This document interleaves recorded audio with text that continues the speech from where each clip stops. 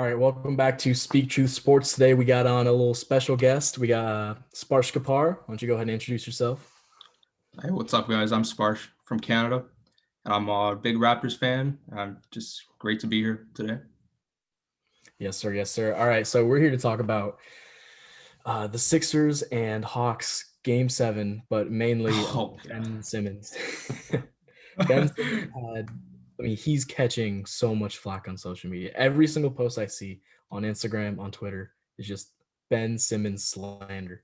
yeah. How do you This is feel? probably going to be a slander pod for Ben Simmons today as well. I, look, when you have people calling you like the next LeBron, when you're like the first overall pick in a draft, when you're an all-star, you can't go out in a game 7 scoring like 6 points, man. You just can't.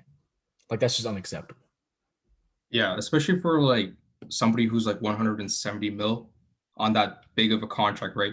Like I get Yeah. people are saying that he's there for the defense, right? But then again, like this is also a team with three all NBA defenders.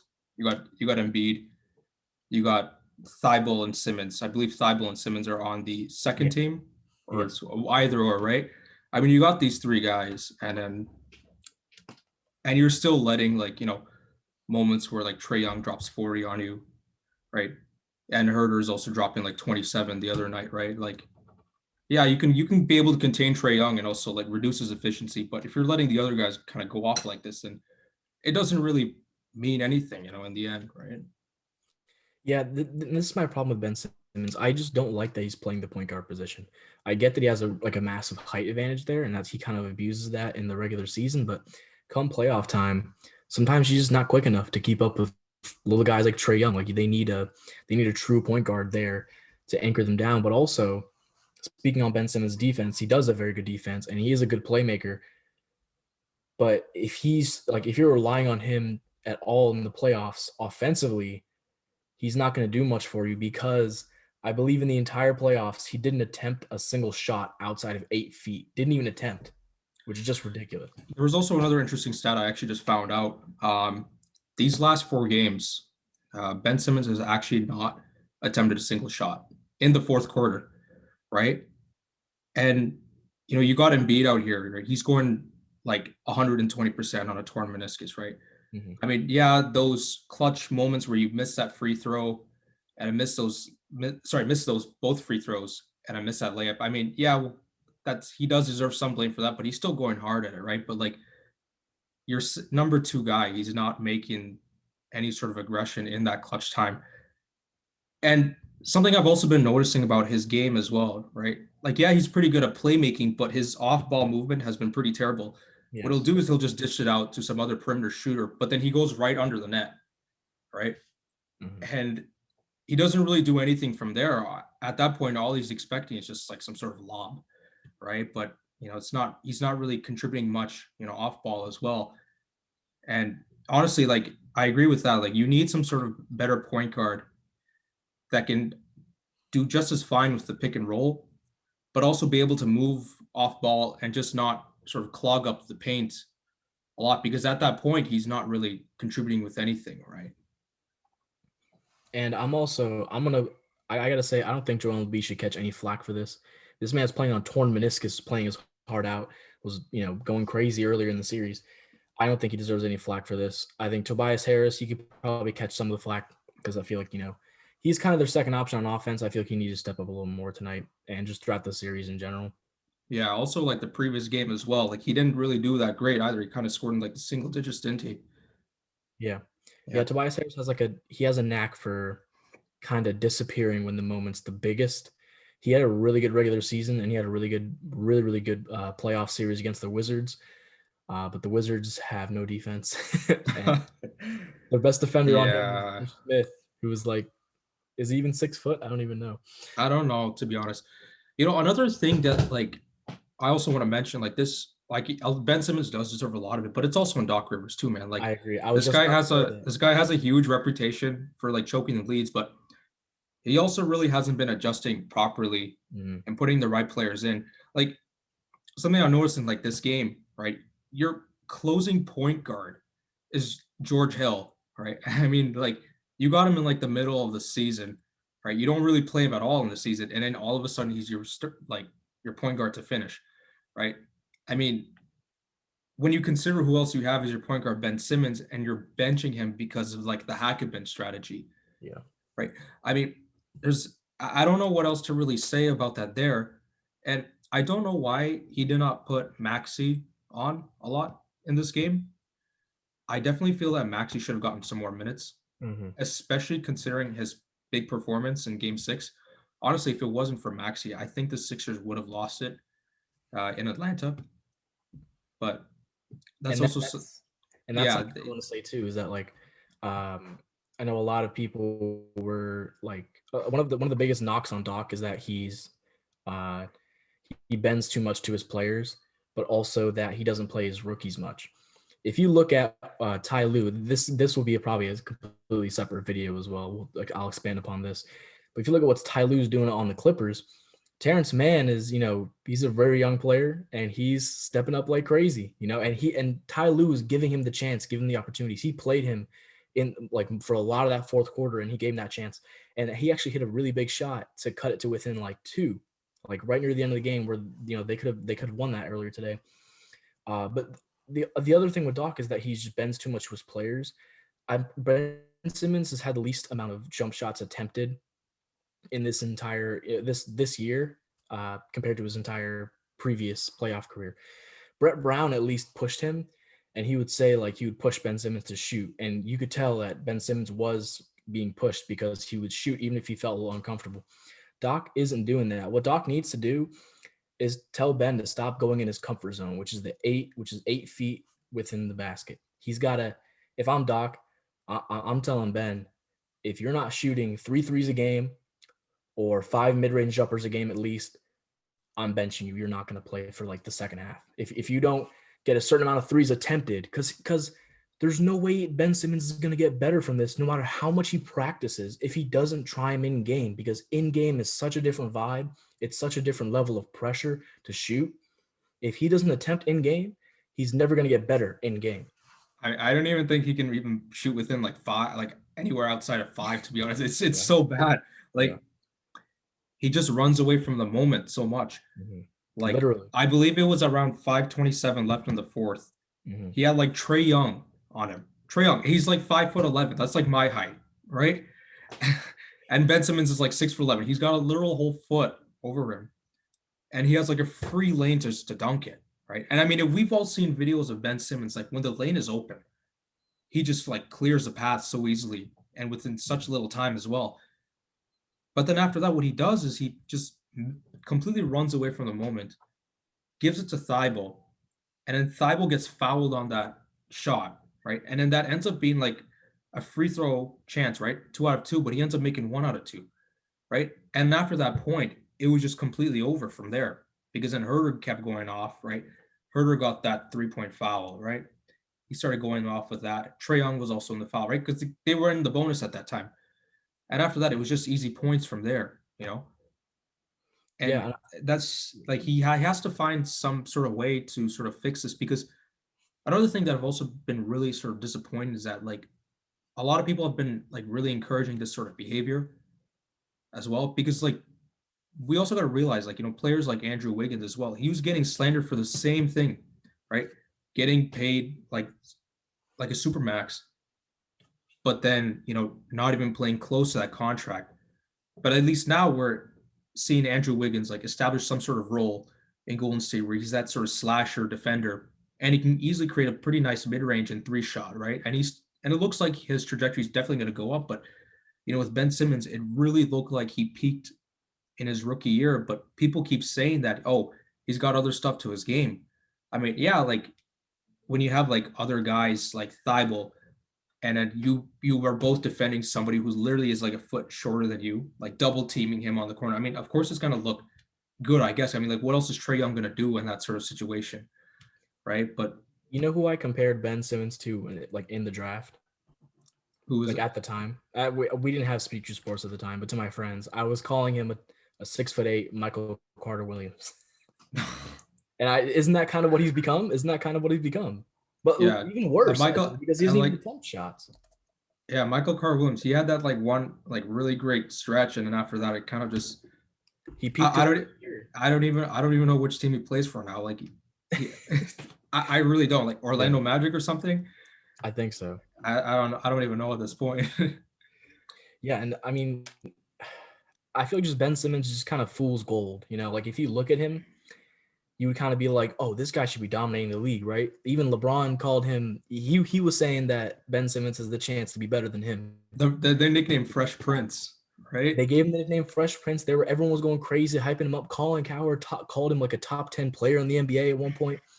That was just ridiculous. The hype for Ben Simmons way overshot the actual projection of Ben Simmons.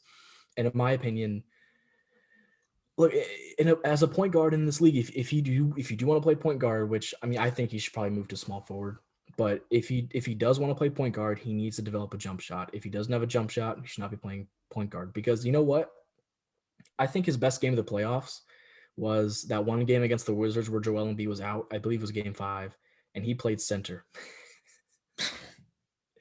because his game Yeah. modeled like a playmaking center. That's kind of what his game is like. He's not Yeah. a LeBron James kind of guy. He's more of a Point center, point forward kind of player, yeah. right? It's just Yeah, and it's so like he has so much defensive versatility, but like at the same time, his offensive abilities are so limiting, and so it's so much of a liability to the team down the stretch that he's almost unplayable in the fourth quarter, or even in the playoffs in general. He's right. unplayable.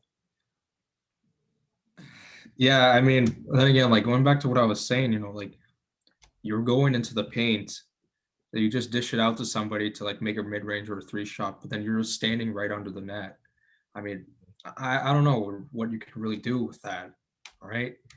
Like you can't really make any sort of play with him out of that, and then just benching him in like the final minutes of these games, right? Doc was saying, "Oh yeah, you're dumb if you're saying this about like Ben," but then now you're starting to realize, oh wait, this is actually kind of true because he's missed 47 free throws Mhm. this entire playoffs. That's more than like a few teams like combined, right? Yeah, Like entire teams have like not even missed like 47, and this guy just did it within he like 10 games he or missed more 11 free games, throws. He right? missed more free throws in just this one playoff run than Steve Nash did in his entire career. I believe that was a legitimate. That's crazy, man. I Look, there is nothing in basketball or just in sports more like given to you than a free throw, right?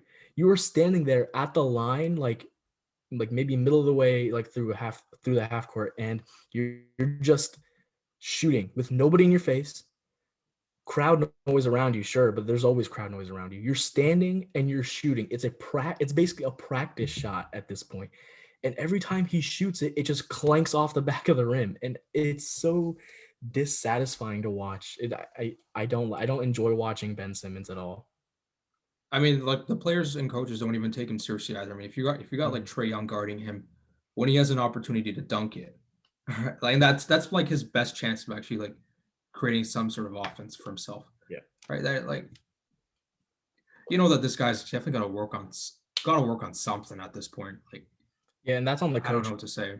That's on the coaching. Doc Rivers, like you said, like he has to be watching the film and seeing Ben Simmons just stand under the rim after he passes the ball or gives the ball away.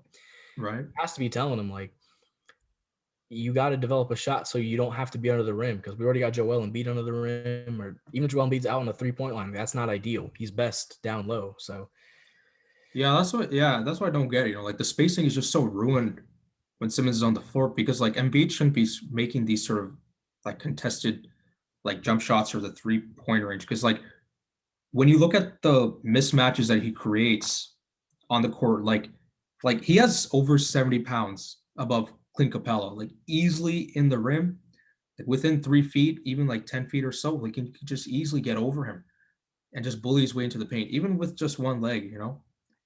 But like because of the way that Simmons has sort of ruined the spacing, going right under the net, and then like you have Embiid that has really like no choice like but to shoot some sort of jumper or like a 3-point when he has a much higher percentage shot like just right in the paint because it's such a mismatch for like all the other teams. Like like, yeah, Nikola Jokic was like the MVP this season, but Embiid is probably like the most dominant player, especially down like right in the post as well. at his position. Yeah. Right. And I don't really know like where the team sort of needs to go from here because you've got this like trusting the process for like 5 years and you don't even make it like an Eastern Conference Finals Oh, with they like the drafted amount of horrible. talent that you have, right? I'm gonna be real. They drafted horrible for a lot of those years. I mean, what they picked Nerlens Yeah, Noel, who didn't live up to expectations. They picked Michael Carter Williams. They kept picking guys like that. Like I believe wasn't there one year where they drafted just like three centers in a row, like one stretch of time, or was pretty that much right. That was who was the the GM at Kings that did it time? too? Yeah, It I don't. hasn't worked for them. They got Yeah. lucky that Joel Embiid kind of worked out. Oh, it was Elton Brand. It was Elton Brand that like had like he had like a four Yeah, center like sort of like lineup at one point. I was just like, what the hell is this? This literally makes no sense at all. it's better than the four guard lineup. I'll say that. But yeah, Yeah, I think in a future video, we should probably cover some Ben Simmons trade rumors and stuff like that because I'm sure he's going to be shopped around, guarantee it. I don't know what his value is going to be. Probably not going to be very high, in my opinion. yeah. He definitely should have been traded earlier, I especially during totally like the agree. season when there was like Mhm. potential trades for somebody like Harden or Yes. Lowry, right? Yes. Who actually spaces the floor very well and can easily, you know, do the pick and roll offense, if not maybe even better, right? Because at least they can be able to play more off the ball instead of Ben Simmons, right? But that Totally will be agree. something we would love to discuss later. So many teams are going to regret the Harden trade. Some the Heat regret it. I guarantee the Heat regret it. The Sixers they're regretting it now. Yeah, I mean, if they had just, I mean, and with Ben Simmons, the offer for the amount of picks they have to give up would have been lower because you're giving up a really good young player. So they could have got away with Ben Simmons and like 4 or 5 first rounders for Harden, as opposed to like the Nets who gave up like 8 or something like that just for Harden. Yeah, now it's going to be sort of like the Al Horford situation where he had like a big contract in Philly as well, but to sort of release him, they also had to give up a lot else just to be able to like match that ridiculous contract, right? Mm. So if they're going to try to shop Simmons now, like now they're going to have to sacrifice a lot more Hey, when his trade Simmons value could for have been Kemba. much higher. Simmons Simmons for for Kemba. Kemba. I, That would be that would be something, wouldn't it? I don't know what the Celtics fans would say about that, man. I literally don't know anybody who would He's on the Thunder want now, isn't he, Simmons. Kemba? Yeah, but he's gonna get shopped pretty soon. They're Yeah, they're probably. gonna get they're gonna trade for some fourth grader or something like that. You know, 2031 first rounder. Some I think that's what it is. Yeah, 2030. Yeah, some random fourth grader. That's funny. All right. Well, that's gonna do it for the Ben Simmons slander episode. But yeah, Sparsh, do you want to plug anything before we head out? Yeah, just my IG. My IG is just at Sparsh Kapar. Yeah, that's really all that I use, pretty much. All right, go Yeah. follow Sparsh on IG. Go follow us on IG, Speed Truth Sports. We also just got our new website up, so go check that out and all that. We're gonna be putting up some articles as well. I'm gonna be putting up a mock draft very, very soon, right after the lottery happens. So keep an That's eye gonna out be for pretty that. exciting. 2 more days, man. 2 more days. Yes, I'm sir. looking forward to it. Honestly, the draft is my favorite time of the year. I love drafts. But yeah, so all in all, Ben Simmons, get better, man. There's so much slander. There's so much. Stop playing COD and stop streaming. Just work on that Yeah. shot. Oh, did you see when he was playing COD and he was like, I forgot who I think wasn't he talking with Kat or somebody? It was Something like somebody, that. Yeah. and Kat was like, I got a game tomorrow, and Ben Simmons was like, against who? And Kat was like, against the Hawks. Oh yes, I He's like, saw. he's like, yeah, you can stay up some more, whatever. Like, it's nothing. And then now they're knocked out by the Hawks. Anyways, Everybody Trae Young has the is, receipts, man. yeah, Twitter's wild, dude. Twitter's wild. NBA Twitter is, it's pretty ridiculous. He better disconnect his social media for a few months. Oh, for sure, 100%. He's man. I almost feel bad for him to an extent. Like he's being, Yeah. and there's jersey burnings and all that I've seen as well. Yeah, it's sad when you're starting to feel sad for Ben Simmons. Yeah, It's gonna be a rough and time. and he's a guy I've never liked. Like since he's got in the NBA, I was like, like I always thought he was overrated. And you know what? Justin Kutcher from the Wizards, the announcer, he said Ben Simmons was the most overrated player in the league. Everyone destroyed him for that, Right? But and now he's that's proven true. facts, right? They called him a madman. All right. All right, but we will catch you guys next time, Yeah. next video. Thank you for tuning in to Speak Truth Sports. This has been Bert. And this is Sparsh. Take it easy. We'll see you guys next time. Peace.